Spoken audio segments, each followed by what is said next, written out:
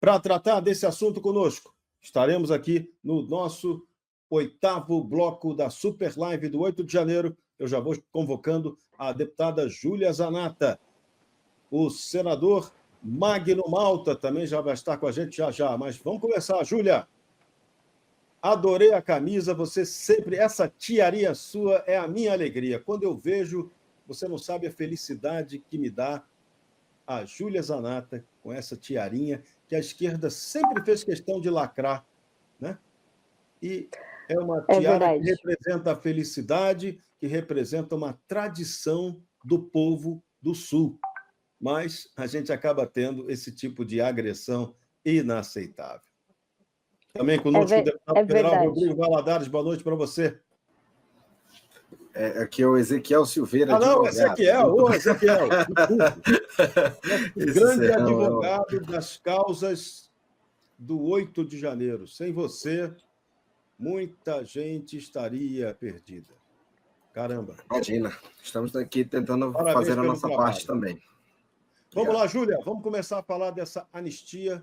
Essa camisa é uma camisa que cada brasileiro tem que vestir, porque ela tem que ir além dos presos do 8 de janeiro, pelo que a gente está vendo, né?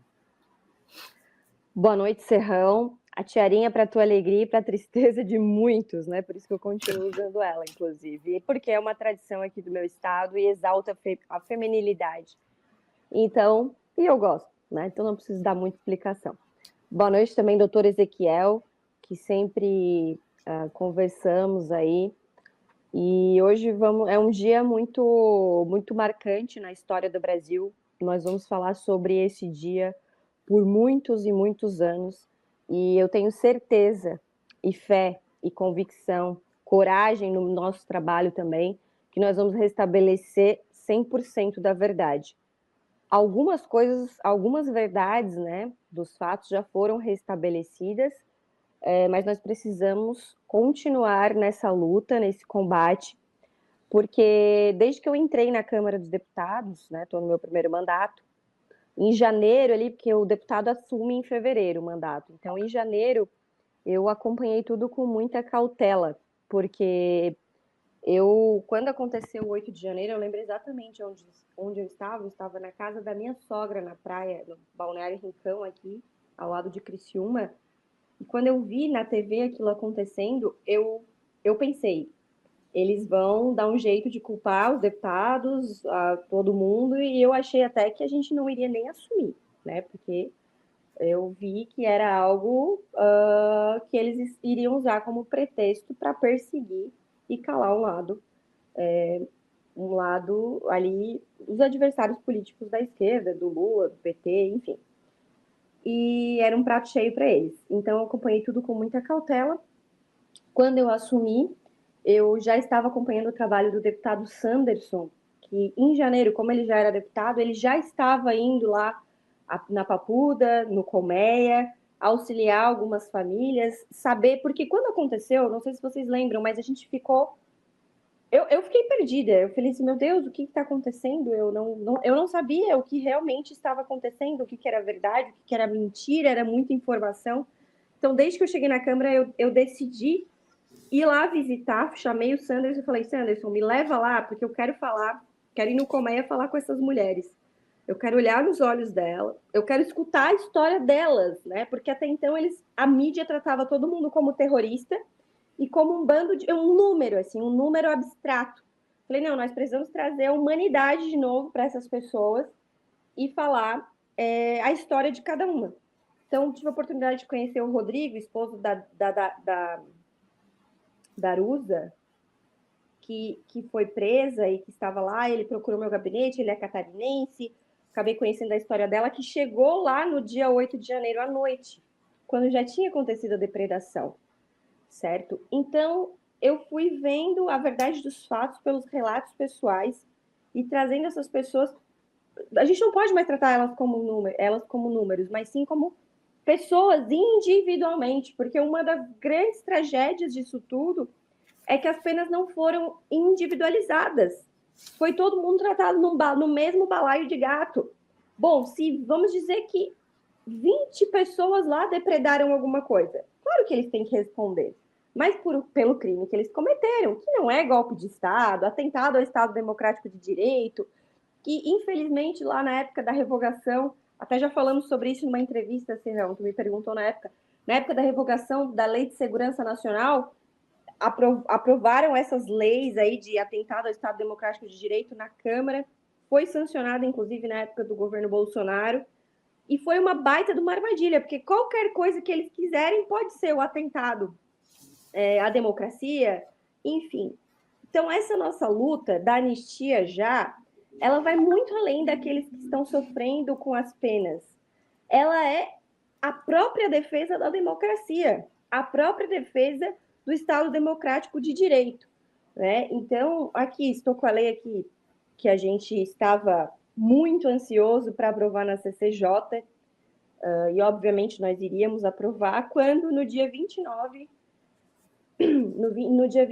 do 10 de outubro, a gente recebeu a notícia de que o Lira faria uma manobra, ele fez uma manobra, retirou o nosso direito de aprovar na Comissão de Constituição e Justiça e disse que criaria uma comissão especial. Ele não falou para mim, então não posso afirmar, mas foi o que foi aventado na época, que ele criaria até o dia 10 de dezembro. E desde que começou eu falei, isso não vai criar. Né? Foi ali naquele contexto do cara que acabou se explodindo ali na frente do STF, né? Há controvérsias também sobre isso. Enfim, mas na verdade foi só mais um pretexto, porque estávamos nesse final de ano aí num panorama de todo mundo nas tratativas para a presidência da Câmara, e isso acabou influenciando e fizeram essa manobra para tirar. Eu fiquei muito pé da vida naquela semana. Eu lembro de entrevistas para todos os veículos de comunicação dizendo que eu não votaria em quem não se comprometesse com essa pauta, mesmo se o meu partido fizesse gestos para que apoiando alguém, mas eu não comprometeria o meu voto nesse sentido, porque eu acho uma pauta, como você falou ali, que em 1979 fizeram anistia e foi para a pacificação. Lembrando que em 1979 eles anistiaram assassinos, terroristas de verdade, pessoas que pegaram em armas para defender a democracia, que hoje falam que tem orgulho de ter feito aquilo. O presidente do ano passado, do ano retrasado, primeiro ano do mandato da CCJ, era o Rui Falcão, deputado petista. Um dia ele estava ali me pegando no pé, porque eu falo de armas, defendo a liberdade, a legítima defesa. Daí eu falei, o senhor também já pegou em armas, deputado Rui? Dele assim, pegou o microfone e falou, peguei sim, deputada, com muito orgulho, aquele petista raiz, não tem, que não esconde. Então foi isso na época. Hoje nós vamos anistiar o quê? Uma coisa que eu anotei aqui, que eu acho muito importante. A anistia no Código Penal é uma forma de apagar os crimes. Então, assim, o nome anistia, na maioria dos casos, já é errado, porque a maioria das pessoas que sofreram esse processo e que foram presas sequer cometeram crimes. Vamos dizer que é 1%, talvez o Ezequiel possa me dar mais detalhes precisos desses números, mas é a minoria que depredou alguma coisa. A gente tem imagens de pessoa ali parada, pessoa ajoelhada rezando dentro da Câmara dos Deputados. Então, o termo anistia, para a maioria das pessoas, está até errado, porque eles não cometeram crimes para serem anistiados. É um restabelecimento da verdade. Desculpa interromper. Hoje o Supremo divulgou um relatório, né, desses julgamentos. Eles falaram aí que já condenaram 300 e poucas pessoas. A única pessoa condenada até agora que eu tenho conhecimento que de fato cometeu alguma coisa foi o rapaz do relógio. Somente ele foi condenado, e ainda assim esta pessoa não deveria ter pegado uma pena de 17 anos, né, como que aconteceu. O restante, todas foram presas e condenadas ali por simplesmente estarem no local sem qualquer prova de que tenham depredado qualquer patrimônio. E o pior, num processo coletivo. Estranho isso, que foge ao princípio do direito criminal brasileiro, né? Que opera com a individualização da pena. Um princípio caro ao direito criminal, né? Ao processo criminal. a forma como os processos se conduziu é outra situação, né? A gente falando assim apenas do mérito de quem fez e quem não fez, só para subsidiar a palavra da deputada, é exatamente isso. Então você tem aí de quase 400 pessoas, apenas uma que você tem prova de que de fato depredou alguma coisa. O restante é só narrativa e invenção da cabeça do PGR e dos ministros do Supremo. Desculpa, deputada. E aqueles que apareciam lá, talvez mascarados, depredando alguma coisa, ninguém pegou até hoje, né? É muito incrível isso. Porque eles, quando eles querem pegar alguém, eles vão até o fundo. Eu cobri na TV Jovem Pan o que aconteceu no dia 12 de dezembro, no dia em que o presidente Lula foi diplomado no Tribunal Superior Eleitoral. Naquela noite em Brasília, houve uma arruaça e naquela mesma noite, os eleitos com Lula já estavam dizendo que aquilo ali tinha sido uma tentativa de começo de golpe de Estado para a tomada do poder. Mesmo discurso que foi utilizado no 8 de janeiro. Eles achavam que no dia 1º haveria também uma manifestação que afetasse a posse de Lula, mas aguardaram para o dia 8 de janeiro, quando a Agência Brasileira de Inteligência informava a todo mundo que haveria uma manifestação em Brasília. E aí, estranhamente, fato mais estranho de todos, o comandante-chefe das Forças Armadas, Luiz Inácio Lula da Silva, não ordenou que o Exército ocupasse a Praça dos Três Poderes para garantir a segurança dos prédios do Supremo, do Congresso e do próprio Palácio do Planalto. Não, impedir, não seria o caso de impedir a manifestação, mas a praça já estava cercada de grades, a mínima presença militar ali impediria o 8 de janeiro. Isso não aconteceu. E aí depois tivemos as revelações esquisitas. General G. Dias, chefe do Gabinete de Segurança Institucional, dentro do Palácio do Planalto, exatamente no dia e na hora da invasão dos prédios e da Praça dos Três Poderes. Então, tudo muito esquisito, tudo parecendo, confirmando a teoria da conspiração que foi elaborada no próprio dia 12 de dezembro. Então, o 8 de janeiro acaba sendo uma grande farsa anunciada e uma repressão clara. Qual foi a intenção do pós-8 de janeiro? Impedir qualquer manifestação contra o governo através do medo.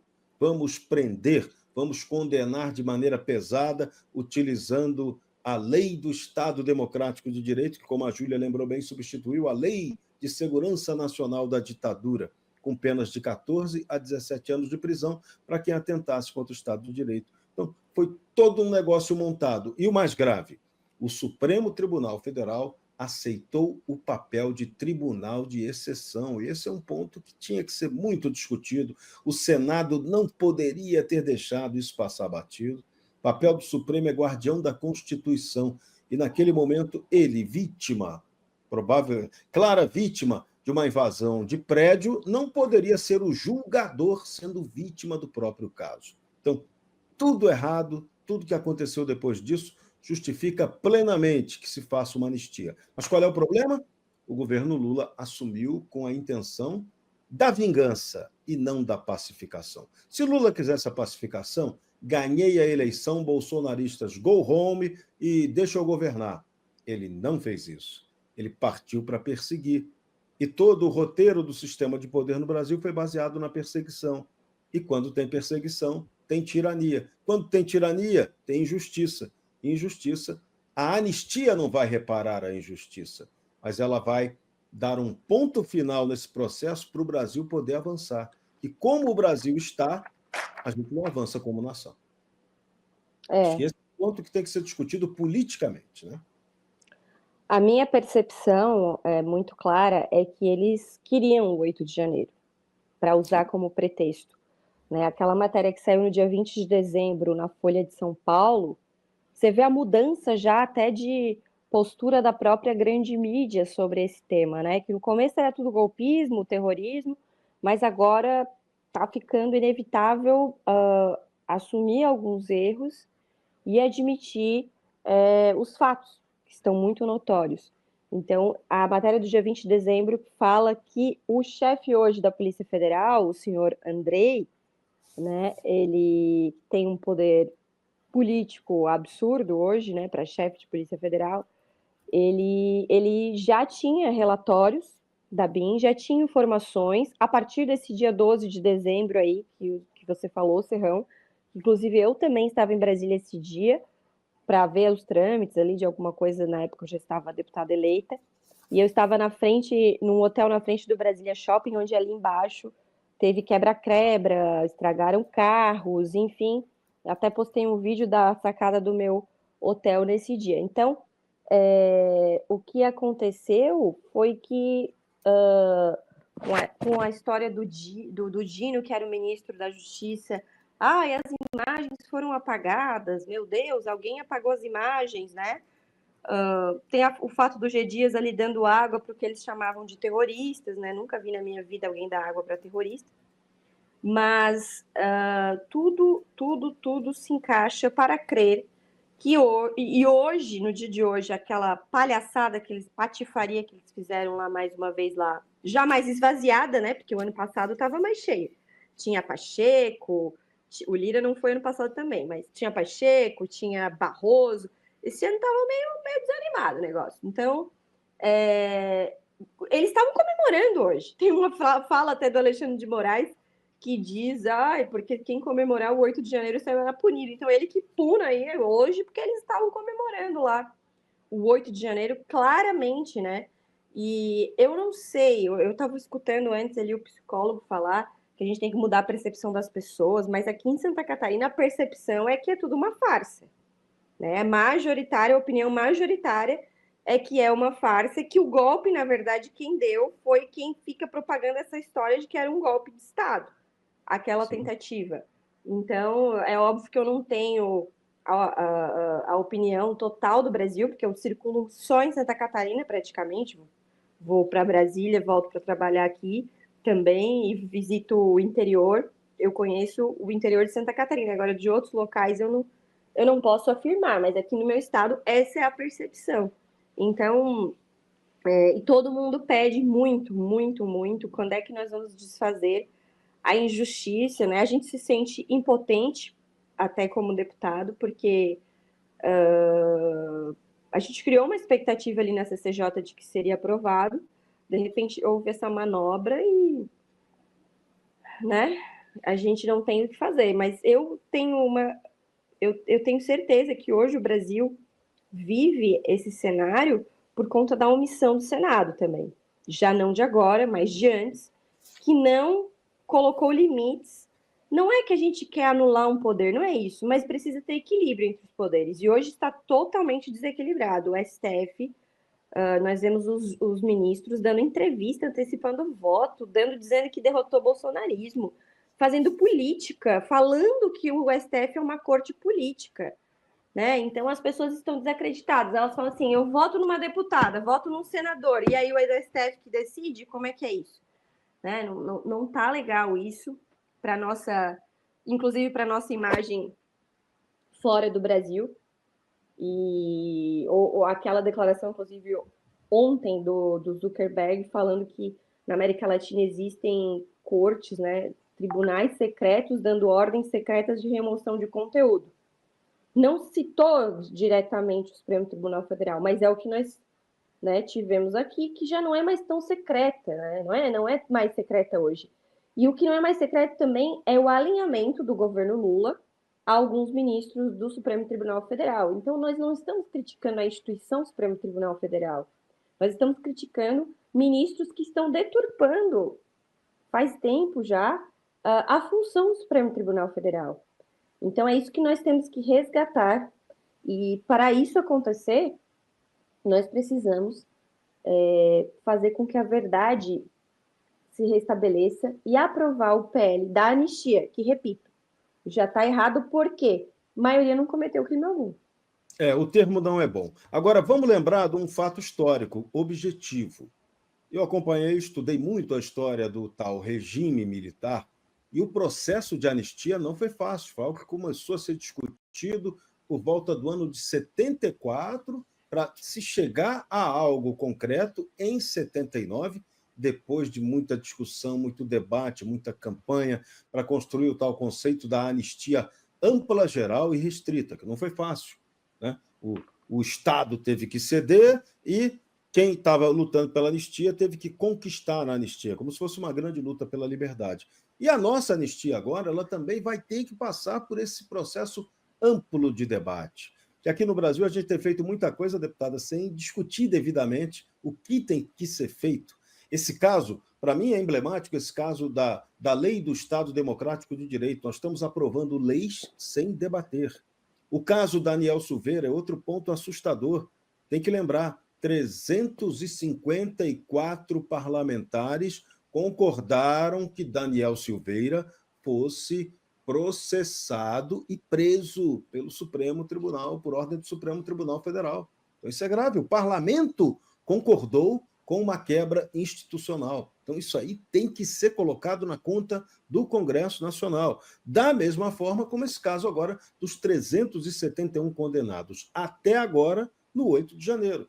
Porque hoje, como você lembrou ainda há pouco, o delegado, diretor-geral da Polícia Federal, delegado Andrei, avisou que a próxima etapa vai ser agora pegar os organizadores e os financiadores. Então, ainda teremos mais gente nesse processo que acabou de indiciar o presidente Jair Bolsonaro, que pode ser aí, né, transformado réu a qualquer momento, junto com os militares da proximidade dele, que foram acusados, estão sendo apontados como os tramadores do golpe de Estado para a tomada do poder e de um plano sórdido para matar o presidente Lula, Geraldo Alckmin, e também o ministro do Supremo Tribunal Federal, Alexandre de Moraes. Então, a história está se complicando a cada instante, porque tudo fica baseado em uma narrativa absolutamente não comprovada.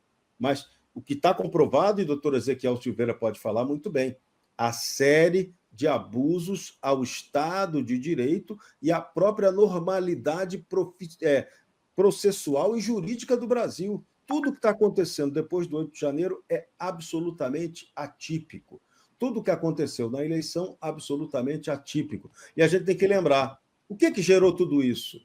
Foi exatamente a desconfiança sobre a questão eleitoral. E aí, o sistema de poder no Brasil, ele diz que isso não poderia acontecer. Como que não pode? Se você tem um sistema que não garante a total segurança, a total confiança para a população, para o eleitor, como é que não pode contestar isso? Como é que você não pode ter uma luta, por exemplo, pela contagem pública do voto, que virou um assunto proibido? As redes sociais, quando a gente tratava disso em qualquer comentário, o seu comentário era derrubado nas redes sociais por aquilo que Mark Zuckerberg ontem revelou, confirmou que existia uma censura combinada com o aparelho jurídico estatal brasileiro. Isso é grave, né, Ezequiel? Na verdade, essa questão eleitoral, na verdade, foi a gênese de todo esse problema, né? E não apenas o processo eleitoral em si, o ato de você ir lá e depositar o seu voto na urna, mas toda a forma como esse processo foi conduzido.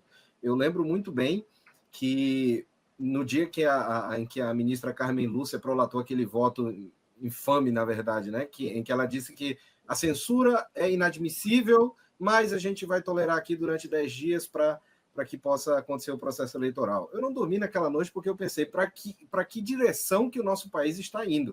E aí, no outro dia, eu falei, bom, já que a gente não pode fazer muito, eu vou fazer a minha parte, né? Peguei minha Constituição velhinha, que eu tenho aqui, um megafone, fui lá para frente do STF, durante 10 dias eu fiquei lá lendo a Constituição Federal para os ministros do Supremo, uma vez que eles não haviam esquecido, né, do teor da Constituição. Será que isso não é um atentado à democracia? Tem que cuidar, Ezequiel. Na época não era, setembro de 2022, ainda ler estava a tranquilo, Constituição, né? na frente do STF pode ser considerado atentado à democracia. Hoje, se fizer, é capaz de dar um problema sério, né?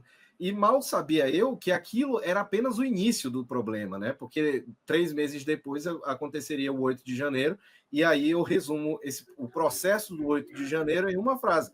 É que, a pretexto de defender a democracia, o Supremo Tribunal Federal acabou com o Estado de Direito no Brasil. Então, o que nós estamos hoje buscando aqui, principalmente agora nesse último bloco em que nós estamos tratando de anistia, é uma forma de resolver esse problema. Porque a gente passou aqui 8 horas debatendo diversos temas, falando das ilegalidades, dos abusos, mas e aí? O que a gente vai fazer para resolver? E o deputado está aqui, é uma das que a gente tem acompanhado lá na Câmara, que luta bravamente, mas é uma pessoa, às vezes é um bloco, um grupo de parlamentares que estão ali tentando lutar contra um sistema que está aí se organizando, né, e se fortalecendo há muito tempo. Então, a gente precisa ter paciência, não existe bala de prata, não existe essa solução miraculosa que vai trazer o Brasil para os eixos novamente. É um trabalho contínuo, um trabalho jurídico, que é o que a gente procura fazer, o trabalho político, de pleitear por impeachment de ministro do Supremo, fazer pressão internacional, lutar. Exato, você precisa resistir para poder obter a vitória no final. Então, a gente vai continuar trabalhando, a gente agradece os parlamentares que estão empenhados nessa luta, né? E a gente procura contribuir também, os próprios jornalistas, como o Serrão, também tem sido uma voz ativa nessa luta, e a gente precisamos resistir para que nós possamos alcançar a vitória. Com certeza. Ezequiel, vamos chamar agora para a nossa conversa o senador Magno Malta, outro que tem sido aí um super defensor da anistia. Magno Malta, boa noite para você. Vamos falar agora de um ponto muito importante. Hoje o deputado Sanderson deu uma entrevista ao Jornal da Oeste, demonstrando muito otimismo de que no ano que vem existe toda a possibilidade de que seja aprovada no Congresso Nacional, com a nova presidência da Casa, com a nova presidência tanto da Câmara quanto do Senado, o projeto de anistia, ou algum projeto de anistia, já que tem vários ali sendo discutidos e que vão ter que chegar a uma conclusão. Eu queria saber, tanto do senador Magno Malta quanto da Júlia Zanatta, se dá para a gente ser otimista no avanço desse processo fundamental de discussão sobre a anistia. Boa noite, Magno. Boa noite, querido. Boa noite, Júlia. Júlia tem a preferência, né? Porque é mulher. Porque se tiver algum petista assistindo, vai dizer que eu sou misógino, né? Então, Júlia tem... E tô grávida, né? Mas eu já falei bastante. Pode falar, senador. Prazer revê-la, prazer aí os nossos amigos que estão conosco nessa luta o tempo inteiro, faz parte, nós somos um conjunto, nós somos uma família. E eu gostaria de relembrar algumas coisas. Em 64, quando, na verdade, assim, as pessoas podem, se tiver uma outra pessoa do seu lado, você está assistindo, pedir a pessoa para dar um Google, e dá um Google aí em Fernando Gabeira e José Jorge, do presidente do PV, eles falando sobre 64, nós nunca quisemos e nunca lutamos por democracia, a nossa luta era pela ditadura do proletariado. E Gabeira diz, as pessoas dizem que os militares fizeram muito mal a nós, à esquerda, de que ele faz parte, mas nós fizemos muito mal, mais mal a eles do que eles a nós. Em 64, as guerrilhas e os grupos armados, chamados libertários, Dilma Rousseff, Zé Genuíno, assaltaram um banco, mataram pessoas, cometeram crimes.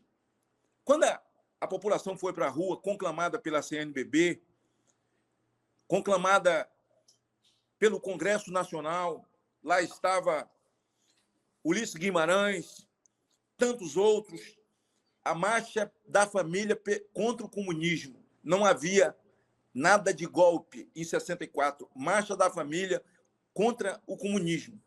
Essa gente, como as prisões que aconteceram em Ibiúna, José Serra, seu Caetano Veloso, Miguel Arraes, Zé Disseu, essa gente toda foi exilada. O senhor Lewandowski, esse time todo.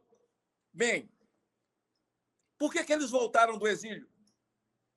Eles voltaram do exílio atendendo um clamor de políticos que a população não havia acordado, nós não tínhamos ainda. Você tinha a Tupi, Manchete e a própria Globo. Eles tinham a proeminência e eram donos da informação. Ninguém mais tinha informação.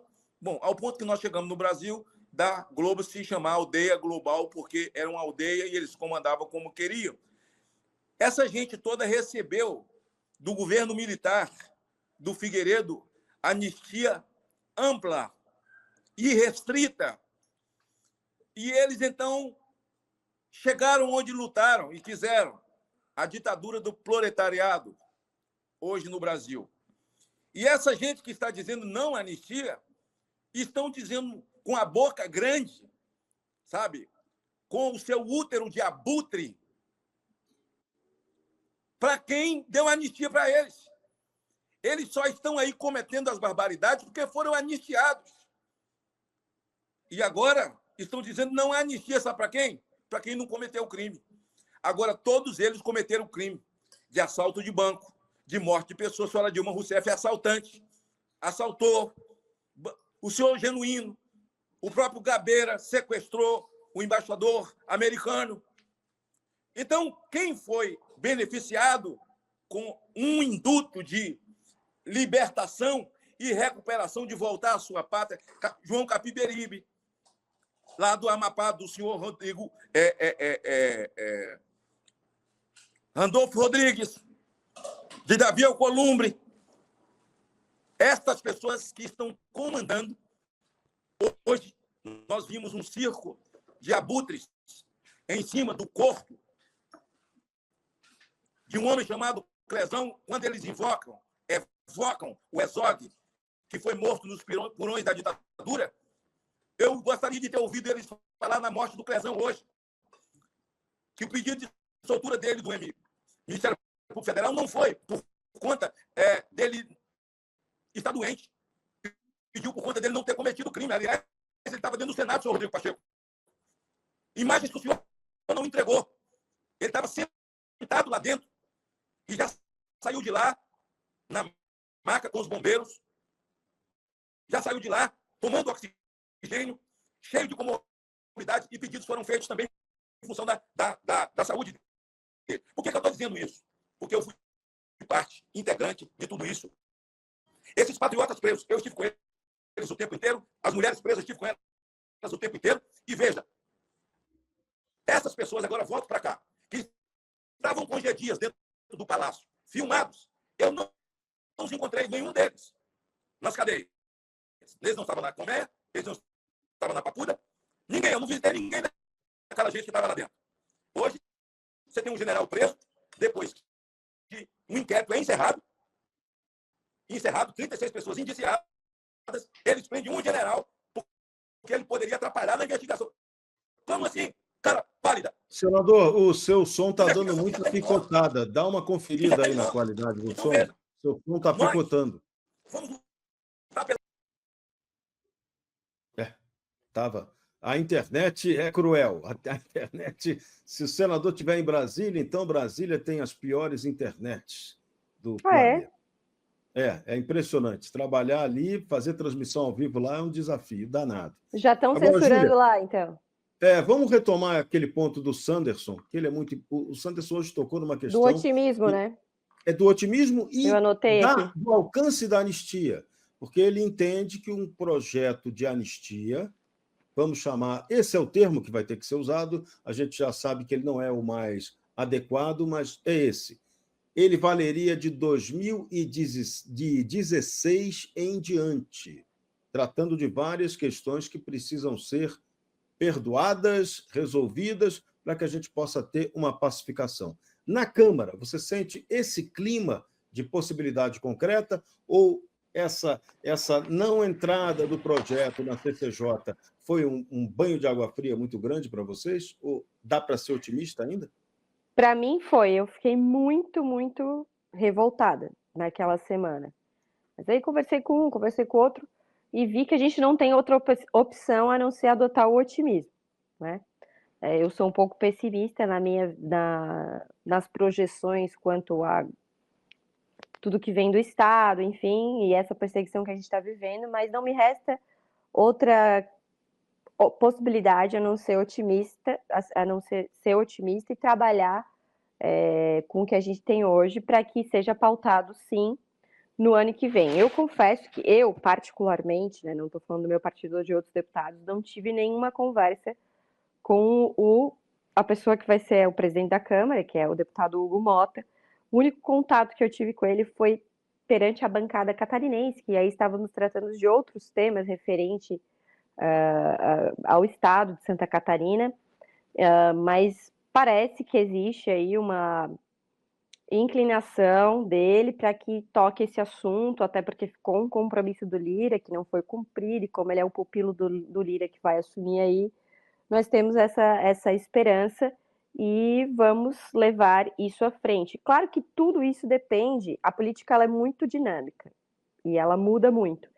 Tudo isso depende do clima. Como o clima não está bom para o governo, principalmente com as tomadas de decisões referente ali às emendas de comissão, e eu estou agradecendo ao Dino por criar essa crise, obrigada, Dino, né, com o Congresso Nacional, né, até porque eu não vejo nada demais as emendas de comissão aparecer quem é o padrinho, acho que tem que aparecer, eu, por exemplo, não tenho nenhuma. Né? Então, só acho que o Dino está interferindo numa coisa que deveria ser tratado entre executivo e legislativo. Isso é fato, mais uma vez, mas enfim.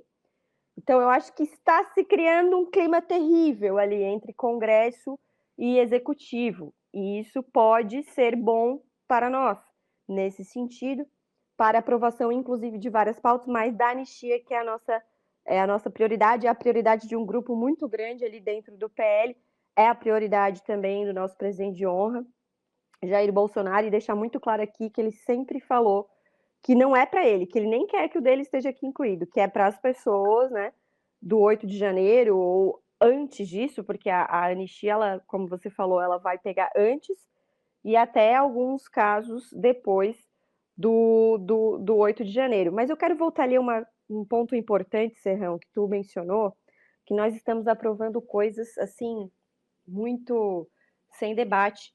Esse foi um ponto que eu tratei com o Hugo Mota perante a bancada catarinense, porque ele veio se comprometendo que vai ter previsibilidade das pautas. Eu admito perder em plenário ou nas comissões. Vocês têm comissões para debater os temas e isso está sendo atropelado, né? Não existe democracia dentro da Câmara dos Deputados. O processo legislativo está sendo atropelado e já não é de hoje, faz tempo.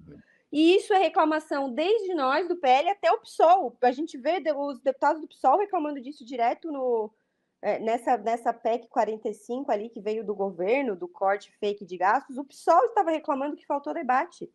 Então, assim, é um pedido geral. Ele falou que vai ter previsibilidade, não sei o quê. Bom, eu espero que ele cumpra isso, né? E aí a gente pode debater, porque essa questão da aprovação da lei ali do Estado Democrático de Direito, eu não era deputada, eu não sei como se deu na época, se foi assim também muito rapidamente, mas nós, influenciadores, políticos e a própria população precisa estar atenta a tudo que acontece, porque depois que o boi já foi, que a vaca já foi para o brejo, já foi aprovado, não adianta mais. Exemplo, estou falando do Drex sozinha faz tempo, né?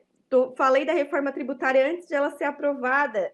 Ontem estava no interior de Santa Catarina que um empresário me falou: nossa, mas já foi aprovado, então nem a população, e não era uma pessoa carente, está tomando conhecimento do que está acontecendo, e isso é muito grave, porque são decisões que vão impactar diretamente na nossa vida, não só a questão da anistia, né?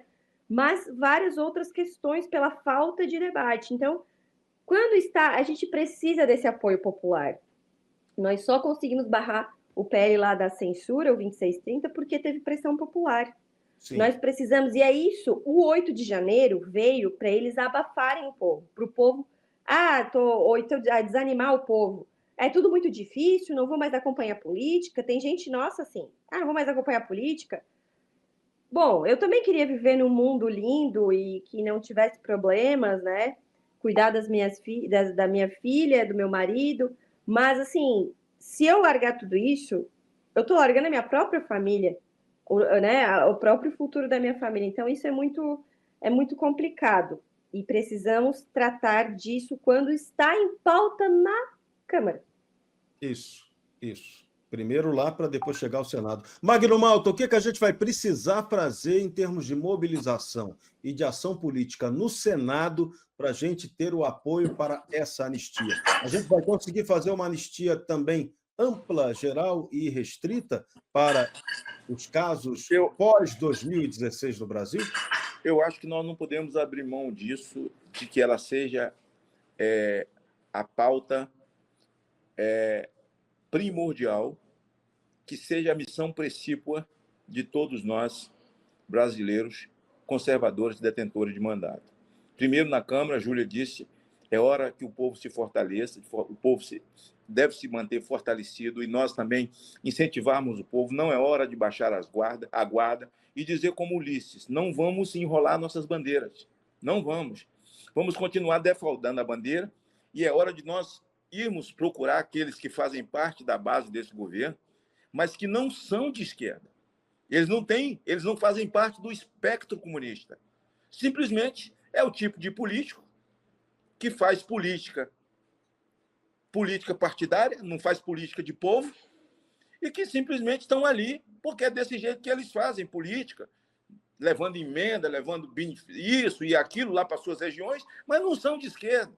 Quando você fala das pautas conservadoras, que trata de valores de família, como aborto, droga e tal, todos eles, mesmo os que têm aí ministérios dentro do governo Lula, eles vêm para cá e votam com essas pautas contra as drogas, pela vida e tal. E eles têm família. E a família brasileira está acordada, e os senhores senadores estão sendo cobrados. E certamente os senadores vão para uma reeleição agora, daqui a 2 anos. Hoje, à tarde, eu conversava com um líder importantíssimo nosso e dizia o seguinte, olha, nós temos que, Senado e Câmara, nós temos que fortalecer a Câmara agora, juntar os nossos braços à Câmara e, se possível for, eu acho que não é exagero dizer a quem está disputando a presidência da casa, seja quem for, eu não quero dar nomes,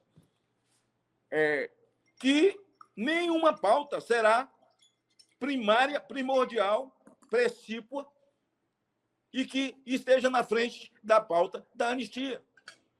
Que qualquer uma outra coisa após a eleição da mesa é anistia. Então, se nós firmarmos posição, certamente a nossa posição levará essa sociedade a poder aplaudir a quem ela deu seu voto para representá-la nesse momento na Casa do Povo, que é a Câmara dos Deputados. E nós, senadores, em seguida vai vir para o Senado, nós, senadores, precisamos cumprir o nosso papel. O nosso partido, o PL, quando bate no peito e diz que nós somos o maior partido conservador do Brasil, o segundo do mundo, olha, na prática precisa mostrar isso. Precisa mostrar isso no Senado. E acho que essa tem que ser uma pauta prioritária no Senado para nós e exercermos a influência. Eu tenho trabalhado, tenho falado nesse recesso pelo telefone. Inclusive, nesse dia 8, eu vim. Bom, minha mãe morreu com 57 anos de idade, mas a casa dela continua aqui, porque é aqui que está a minha história, foi aqui que eu comecei. E para vir para a live, eu tinha acabado de sair do lugar onde eu fiz o meu primeiro discurso, com 13 anos de idade, aqui na cidade de Itapetim, onde Deus me levantou para enfrentar a injustiça. E acabei de sair também agora, à noite mesmo, do colégio aqui, Dr. José Vaz Sampaio Pinheiro, onde minha mãe era faxineira e merendeira. Eu fui lá agora à noite, né, para não esquecer de onde é que Deus me tirou, de onde é que vinha um pão para a minha mesa. Passei na frente da prefeitura para me lembrar do prefeito que eu ajudei a eleger com 13 anos de idade apenas, onde eu fiz meu primeiro discurso, e para me receber de Deus essa graça de não me curvar ao sistema, de continuar defendendo valores, princípios e, de uma certa forma, chamando a atenção para a família dos senadores. Pedir aos filhos, às esposas. Eu não estou falando com petista nem com pissolista. Eu não estou falando com essa gente. Esquece eles. Eu estou falando com aqueles que estão na base desse governo, pelo amor de Deus. O país está no fosso. Agora estou me dirigindo aos senhores senadores. Nós já estamos na Babilônia. Nós já estamos num regime ditatorial. E no regime ditatorial completamente inverso, onde há um consórcio de perversos, que envolve desde o Supremo Tribunal Federal ao Executivo. E assim, sem medo de errar, as organizações criminosas. Há um consórcio, senhores senadores. E nós estamos diante de uma barbaridade, onde quem assaltou o Brasil está leve e solto, ganhando licitações, sabe Deus como já, nesse governo, O governo financiando já festas na Bolívia. Festa na Bolívia. O nosso governo, nosso não, Deus, lá ele. Esse governo que aí está, essa aranha que colocou as patas no Brasil, esse espectro político absolutamente malévolo, miserável. E nós não podemos ver os irmãos da JBS soltos, os donos da Odebrecht soltos, o dono da OAS solto pelas mãos do Toffoli, porque o processo veio do escritório da mulher dele. Eles formaram maioria para não se tornar impedido em nenhuma. Então é o seguinte, qualquer bandido é solto no Brasil, é só contratar o escritório certo. Então, eu tenho essa consciência e confiança de que, em passando na Câmara, e nós temos que fortalecer os deputados todos estão indo para uma reeleição, mesmo os deputados que estão na base desse governo, que pertencem a partidos que eles falam de centro. Nós não vamos discutir quem é de centro, se é mesa de centro ou só é o sofá, não sei o que está na sala. Nós vamos discutir o seguinte: pessoas inocentes, e isso me faz assim, porque eu sou o autor da tornozeleira eletrônica. Você sabia disso, Júlia? Eu criei a tornozeleira eletrônica em 2005. E com um outro sentimento, que eu criei a tornozeleira e foi aprovada, sancionada, virou lei, não é? Ela foi criada para fazer justiça. Para que pessoas que acabam cometendo um crime qualquer, ou sei lá, por um relato, não é criminoso, não é bandido, não é nada, que ela seja monitorada, né? Para ir à escola, para voltar para a escola, para ir à sua igreja, se é católico, para a igreja católica, se é espírita, vir para dentro de casa, trabalhar para a família, para não virar bandido dentro do presídio, ter a família extorquida, e lá dentro ele virar um refém, para que a família vire bandido pelo lado de fora. Eu tinha uma outra visão disso, nunca imaginei que era para botar na perna de pessoas inocentes. Então, eu acho, tenho esse sentimento, tenho trabalhado, vou continuar na minha mesma toada, na minha mesma pegada. Hoje foi um encontro flopado, né? Vergonhoso, de abutres, né? E Lula se disse hoje que ele é o amante da democracia. Ele, de fato, não é o pai, não é a mãe, não é ele que cuida da casa, ele não põe o alimento na mesa, ele não tem compromisso. Ele até já disse que o problema é que temos que enfrentar essa pauta atrasada de família, né? E hoje ele realmente verbalizou uma outra coisa, não é? Verbalizou uma outra coisa, que se a mulher dele, Maria Gastadeira, não vou botar o nome de Maria, porque eu tinha uma tia que chama Maria, né? Fulana Gastadeira tivesse um pouco de brio, ela teria se levantado e teria saído com aquela vergonha. Então, mas ela olhou feio para ele, hein? Na hora que ele falou que as amantes são melhores que as esposas, a Janja olhou feio para ele. Mas isso é uma cusparada na cara de pessoas que bateu palma para esse cara.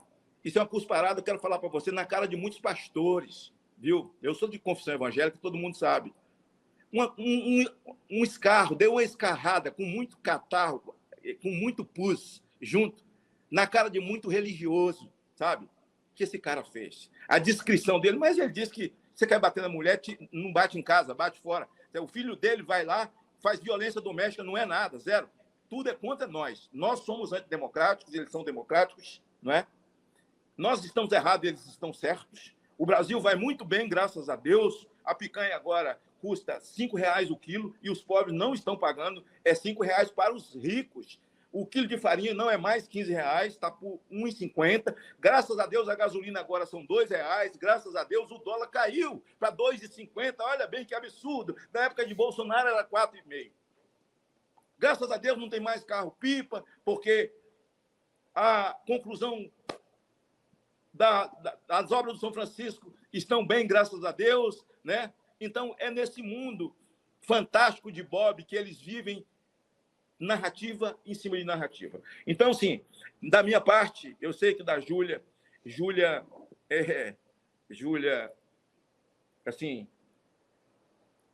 assim, as minhas filhas, né?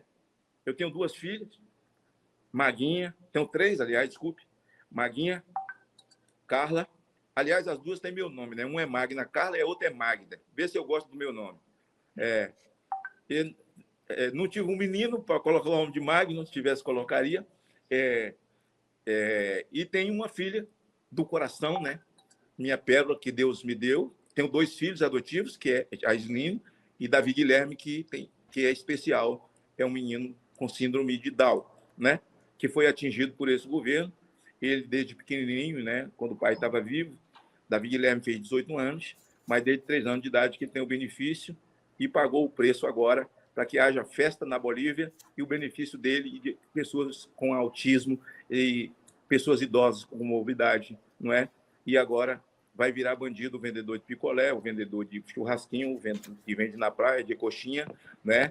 E vai ganhar R$1.000, vai depositar no Pix. Se ele fizer isso 3 vezes, ele já está taxado. Se ele passar disso, ele não vai ganhar nada. Então, a pauta primordial é pacificar o país pela via da anistia. Agora, anistiar quem não cometeu crime, Temer deu 2 anistias, deu 3, aliás.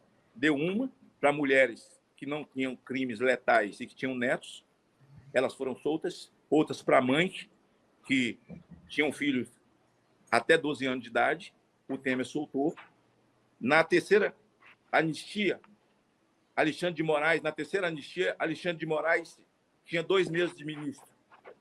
Quando a esplanada dos ministérios foi queimada, atacada, a Câmara dos Deputados e até o MST tentando invadir o Supremo Tribunal Federal, Alexandre de Moraes já era ministro há 2 meses, em 2017. Alexandre de Moraes, o que você fez? O que você acha daquele ato lá? Qual aquele ato lá? Eu vi seu discursinho hoje lá no Encontro de Abutres. Agora vamos acelerar, né, para poder fazer a molestação nas redes sociais e tapar a boca e amordaçar, como se a Constituição não protegesse o nosso direito de falar, o nosso direito de ter opinião. Então, eu acho que passa, vindo para o Senado, vai passar, e eu conheço pessoas de esquerda, jamais vou declinar o nome deles aqui, de esquerda, que estão no Senado e que vão votar,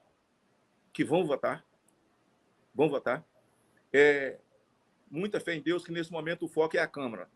Nós, senadores, vamos fortalecer a Câmara, estar junto mesmo, reunindo, definindo, nos posicionando. Porque chega um momento que esses caras se juntam para fazer o mal. A gente está achando que é incompetência deles, incompetência do Haddad, incompetência do Lula, tudo está acontecendo.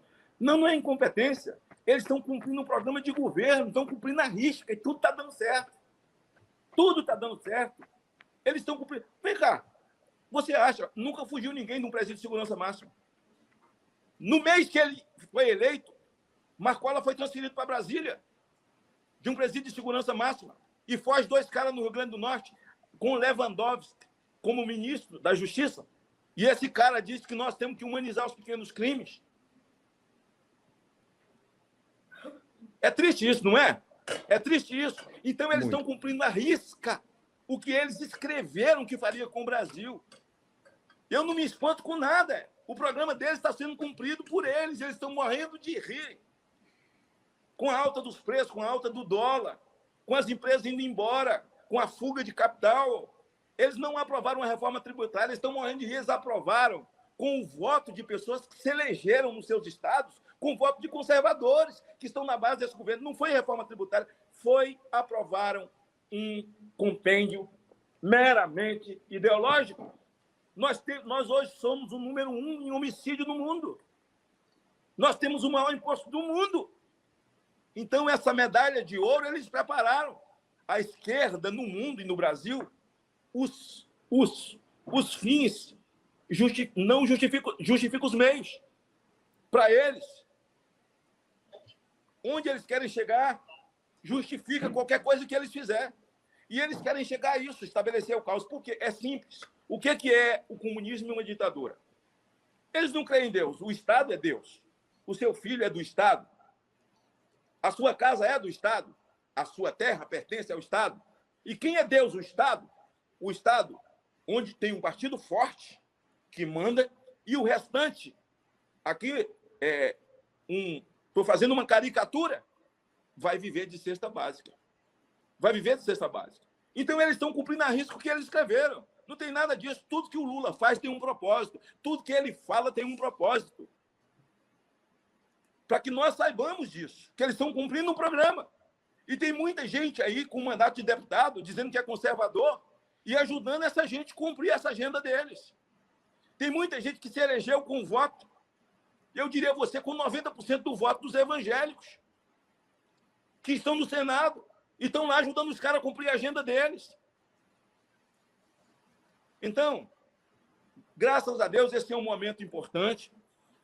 Eu não sei se vocês conhecem, a Bíblia fala que os assírios, eles sitiaram uma cidade em uma época em que a pessoa leprosa, ela precisava sair do convívio da família, ela precisava sair e vai para o mato, não volta mais, perde o emprego, perde a família, tá, vai morrer os pedaços, porque lepra não dói.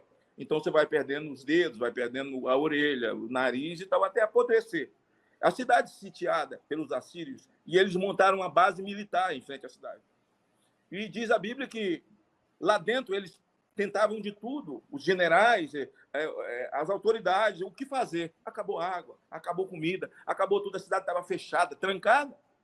Lá fora tinha 4 leprosos, diz a Bíblia. E um deles disse aos outros, olha, nós já estamos aqui, assim, nós estamos mortos, vamos lá pedir comida lá eles, naquela base militar. Se eles nos matarem, nós já não estamos mortos. É possível, né? Um sem dedo, outro sem orelha, outro sem nariz, sem a ponta do nariz, que a lepra vai derrubando. Vamos lá pedir comida. Se eles derem, a gente enche a barriga. Se eles nos matarem, estamos mortos. E, de repente, diz a Bíblia que eles caminharam para lá. E quando eles caminharam, o exército começou a ouvir som de guerra, som de trombetas, de cavalos vindo, de cavaleiros, mas muito forte. Eles fugiram, bateram em retirada. E os mendigos, os leprosos ficaram lá sozinhos, com as armas, com a comida, com o ouro. Eles comeram, e diz a Bíblia que eles foram e bateram na porta da cidade. Abre, abre, somos nós. Não há mais perigo, abre a porta. E eu tenho orado sempre, toda noite, dizendo, lendo a Bíblia, essa liberação dessa cidade. Esse texto que trata do exército dos assírios está no meu coração. E Deus usou 4 leprosos para abrir a cidade. Eu tenho dito sempre, Deus, o Deus de milagre, é o Deus do improvável. Mas o nosso Deus do improvável não diz que vai ganhar a guerra para nós. Ele diz que estará na guerra conosco. É o que Júlia disse no final da fala dela. Não pode desanimar. Eu vou largar isso para lá, vou cuidar da minha casa, vou cuidar... cuide da sua casa, cuida, mas a luta não pode abandonar. Então, assim, Israel ganhou todas as lutas. Foi lutar todas as lutas. E Deus dizia, eu estarei convosco. A Bíblia diz que Deus entrava no coração dos inimigos de Israel, para que eles se levantassem contra Israel na guerra, para que Israel pudesse vencer a todos, para que o nome de Deus fosse glorificado. Deus podia ir lá e destruir os inimigos de Israel. E a Bíblia diz lá, no capítulo 11 de Josué, a partir do verso 21, e Deus ordenou a Moisés, e Moisés assim passou a Josué, que conquistassem todas as montanhas de Ebi, de Anabe, de Debi, de Anabe, e todos os Enaquins, e que todo o território fosse limpo. Bom, ficaram... E a Bíblia diz, Josué só deixou nos territórios sobreviventes em Gaza, em Gati e em Asdod. Essas 3 cidades. Existem muitas teorias porque que Josué desobedeceu a Deus ali, naquelas 3 cidades. Mas o fato é que Asdod depois foi destruída por um terremoto. Em Gaza, em Gati, nasceu Golias, gerações depois, que acuou Israel por 40 dias e 40 noites, com um gigante chamado Golias. E Gaza.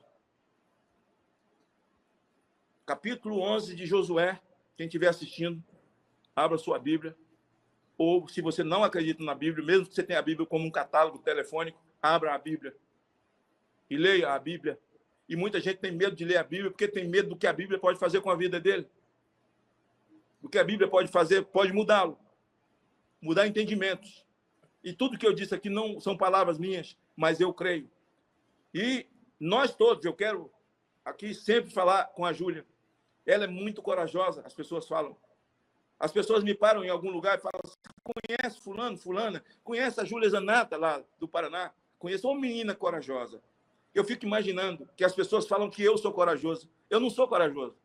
Eu tenho sede de justiça. E coragem não é ausência de medo. Coragem não é ausência de medo.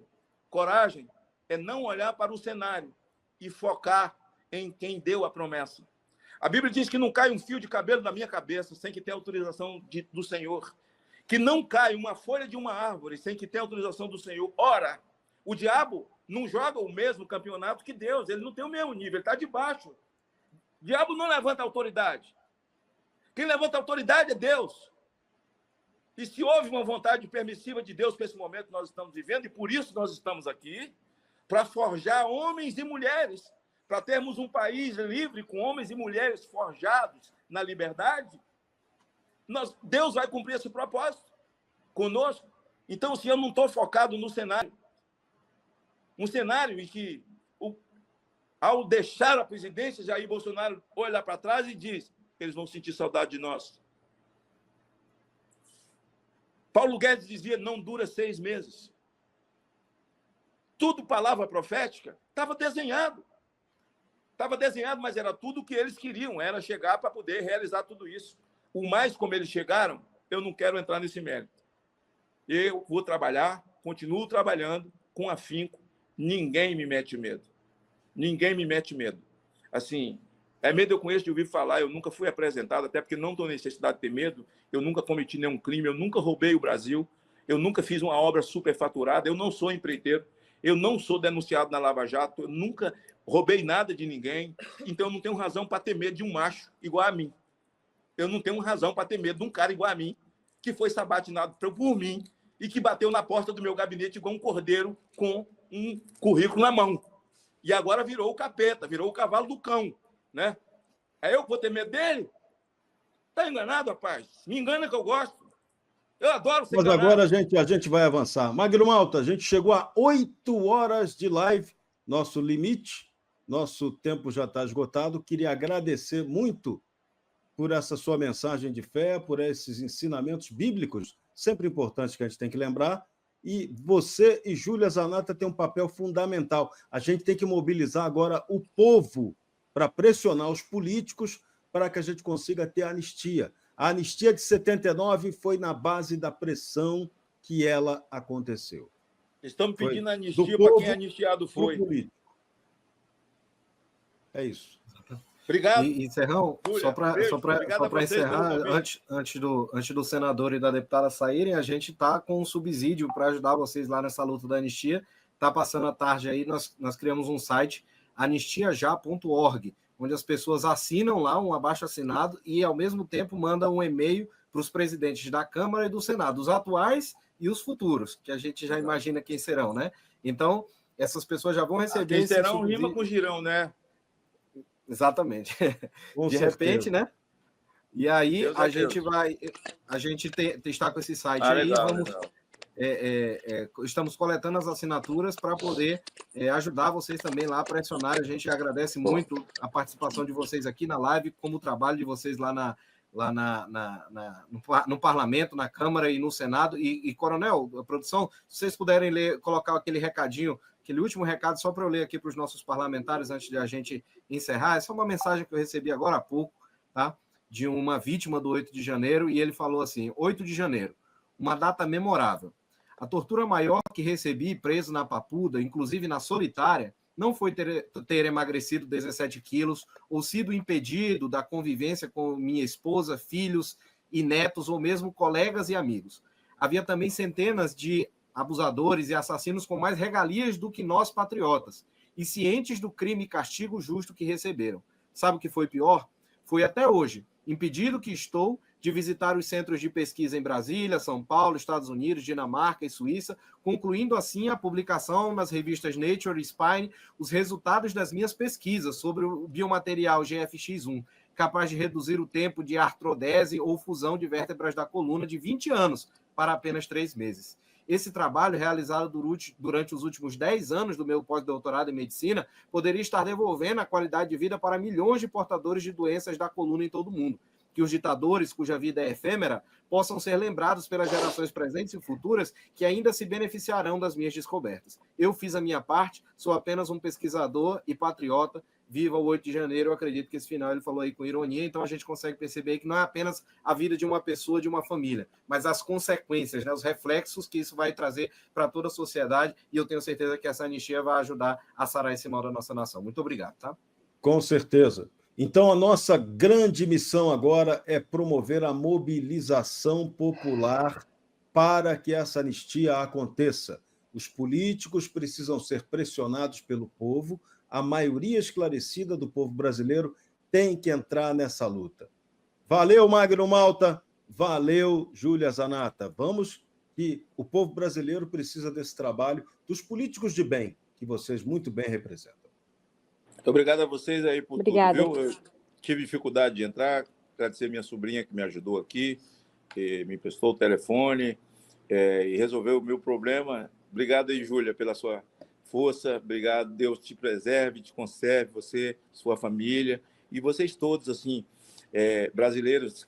Na verdade, como nós não temos Constituição, nem Júlia nem eu também não temos imunidade parlamentar nenhuma, que não há Constituição, né?